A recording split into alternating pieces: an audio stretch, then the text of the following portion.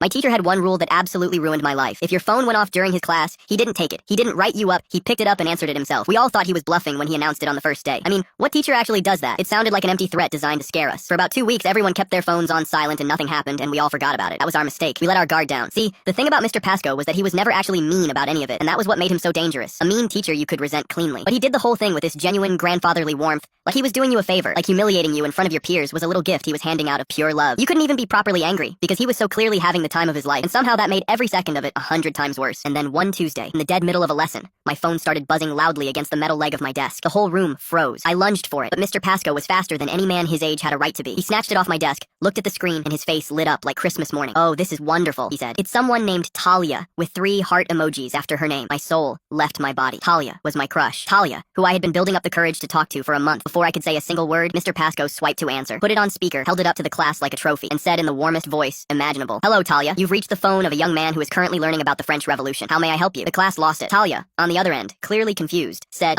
"Is this Milo's phone? Who is this?" And Mr. Pasco said, "This is his history teacher. He can't come to the phone right now because he's been staring at your contact photo instead of the board for the past 10 minutes. I have never wanted to disappear so badly in my life." Talia went quiet, and then, and I will never forget this, she started laughing. Not a mean laugh, a delighted one. She said, "Tell him I said hi back." And Mr. Pasco, this absolute menace of a man, said, "He can hear you. He's currently the color of a fire truck." That should have been the end of it. It was not the end of it, because Talia thought the whole thing was hilarious, and she started texting me during that class on purpose, just to see what Mr. Pasco would do. And every single time, this man would answer with a full status report. "Milo is doing well today. He answered a question correctly. Morale is high. Milo is currently drawing something in his notebook that is not history related. Please advise." One time she called instead of texting, and he narrated an entire play-by-play of me trying to solve a group activity while the whole class listened. He's leading his group now. It's not going well. He's just suggested an answer that is confidently wrong. The group is turning on him. Another day he answered, and it wasn't Talia at all. It was my mom, calling to remind me about a dentist appointment. And Mr. Pasco had a full, pleasant 2-minute conversation with her about my flossing habits, while 30 teenagers silently wheezed into their sleeves. My own mother thought he was delightful. She told me at dinner that my history teacher seemed like a very involved man. She had no idea he was systematically dismantling my dignity one phone call at a time. And honestly, neither did I until it was already too late. Meanwhile, the rest of the class is crying, laughing, and I'm sitting there being roasted alive by a 50-year-old man in front of the girl I liked. But here's the part that actually ruined my life in the best possible way. One afternoon, Talia texted, and Mr. Pasco answered as usual, and she said, "Okay, can you actually ask him something for me? Ask him if he wants to get food after school." The class went absolutely feral. Mr. Pasco lowered the phone, looked at me over his glasses, and said, "Milo, it's for you. It seems to be important. So yeah, my teacher's dumb rule completely ruined my life. If by ruined, you mean he answered one phone call and accidentally got me a girlfriend, who to this day still asks about the history teacher who set us up."